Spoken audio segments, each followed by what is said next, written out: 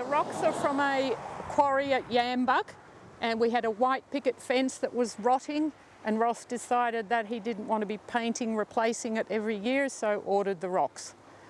We have acacia glaucopteras and micromyrtus ciliatas to soften the rocks, and they are a novelty for all the drivers going past. This is called the driveway garden. The posts are from the quarry just up the road. They were being thrown out, so Ross got them here, and we have them throughout the garden. The path is to lead you into the rest of the garden, and the plants all need guards on them because of the wind. This is the windy part of the garden. The plants in here are a mishmash of different ones that we hope will survive the wind. There is a hedge along the front with, we made them different so that they would be impressive. There's Kunzias, callistemons, and there's a couple of prostrantheras in there. The idea is to block the traffic noise and view, which is working quite well, and to block the wind, protect the other plants. We've lost a few, but not very many of them.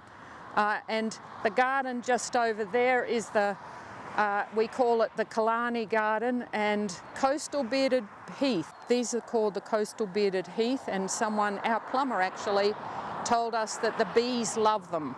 So having beehives, we put them in. They only germinate after they've passed through the digestive system of a bird.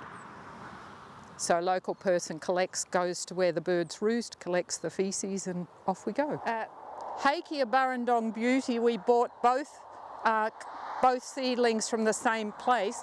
One of them is a lovely shrub, and the other one is a magnificent ground cover. So go figure. Eucalyptus polyanthrous, I didn't know anything about it, but when I tried using it for eco-dyeing fabric, it comes out a brilliant red colour. Absolutely beautiful. We had to invest in these labels because the ones that are put into the ground, baby magpies and ravens have been pulling them out. So we would find them spread all over the place and then not know which plant was which. These are wonderful, very good investment. Eucalyptus erythrocorys I think it's from Western Australia. It's doing quite well here, and it makes a wonderful plant for dyeing fabric. Did you say it was so good for the fabric? Because of the shape of the leaf. If you put the shape of how it grows, if you put that, it makes a lovely pattern on the fabric. Cuneatus, we have a couple of them, and they look magnificent for a very long time in the year. They are just nestled in front of what we call Big Rock, because it was one of the biggest rocks we had in the garden before the driveway rocks came in. A Chemilosium megalopetalum, which has beautiful big flowers. Linda and David gave it to us, and underneath is a roof tile, a roof capping tile.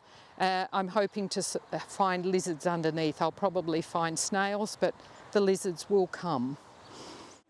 We started off here with one hive, which is the one here that's got D916 on it. That's my registered number. I only had one hive. I love bees for the reason of bees rather than for honey. I'm heavily into pollination of plants, and I think bees have got a very important role. Progressively, the one that's down the very end is, that hive is called Linda because she identified a swarm on the side of the road. So that's Linda's hive. And the others are byproducts of the hives that I have here. So there's 5 of them here. And David has 3 at his place, and a fellow member of the Australian Plant Society up on Tower Hill has 1 for pollination of fruit trees at her place. Now you mentioned something about how when you had the hives here, it made all the difference to the strawberry farms. Well, when we started, D916 was the only hive, and it was sitting on that rock it's sitting on now. This banded volcanic produce had strawberries in, and in the first year with only one hive, he suffered at least 20% of malformed strawberries due to lack of pollination. This year he's got just on 20,000 plants in, and he suffered less than 5% of malfunction because of the increase in number of bees. When we first arrived here, we identified a significant wind issue, and to enable the small plants to grow, we planted poas on the sides where the wind would blow. Yeah. This line down here have been left in anticipation of planting some small eucalypts in. So the eucalypt will go in the middle, and those poas will remain there until the eucalypt is probably about 1 metre high. Okay. These two poas were planted, and there's a third one that was in the back's now been dug up. Were planted to protect the small chamalauciums when they were planted here. Yeah. So what will happen this winter, these poas will come out as the chamalauciums expand, and when we put them in, they were about 4 inches tall. So you can see they would have had immense difficulty in surviving. So we've planted on the east side of the block basically exclusively eucalypts, and there's the odd banksy to reforestate that area so that we can protect the plants on this side from blowout from the southeasterly wind, which realistically here is our strongest wind. This is the beautiful flower from Grevillea canning kumquat, and there's a history to it. David grew it from seed, and it's doing very well down here. Lovely colour.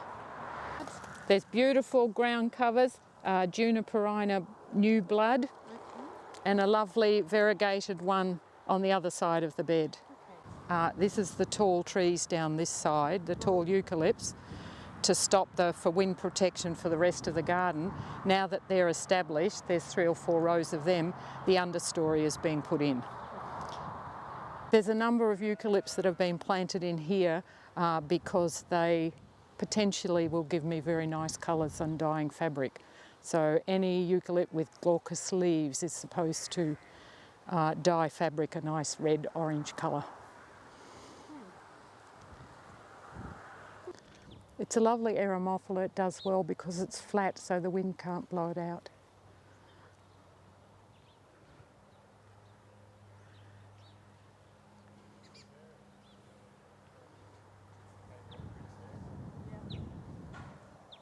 This garden is in 2 halves. This side is xanthorrheas, and we came out one day to find one had been totally eaten off. Linda informed us that the rabbits love them, so guards were immediately made, and it did come back.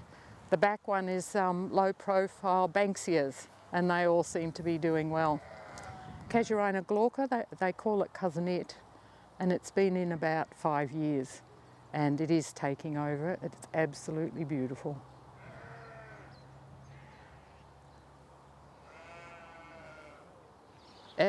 We have a citrus orchard behind this fence, and we wanted to grow a hedge in front of it.